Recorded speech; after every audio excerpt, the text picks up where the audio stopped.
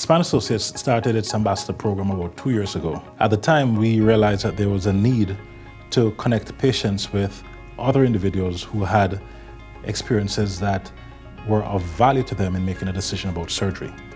We know that when people are faced with a challenging decision of going forward with spine surgery, which many people fear, they get a lot of comfort from speaking with their doctor who they have a lot of respect for.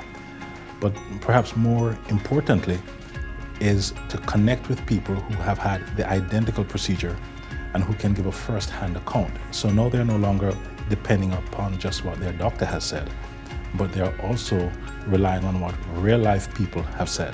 When we have an ambassador, someone who represents our practice and represents the experiences that they have had to that patient, we find something that is authentic, something that is real, something that is effective being transmitted to the patient. Now they can make a decision. Generally, we try to match patients based on their similarities. And we're talking about similarities in terms of age group and particular clinical situation. If, for example, we have a 16-year-old adolescent who needs a scoliosis correction, we want to pair him or her with another 16-year-old adolescent so that they can share information, because the things that are going to be important to them will be very similar. So this is really about matching people as best we can based upon their similarities in terms of the conditions they have and the treatments that we're going to offer them.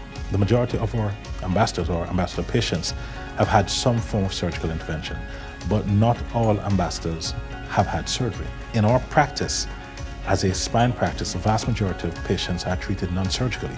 Only about 10% of patients that we see need surgery. So we have a host of patients who have had non-surgical measures, who have had good results from those, and those patients are also ambassadors. But we have 288 ambassadors at this time, and they're growing daily. Anyone who is willing to be an ambassador for us can be an ambassador for us. If you have been treated at Spine Associates and you are pleased with the outcome and you want to tell other people about it, you're welcome to be an ambassador.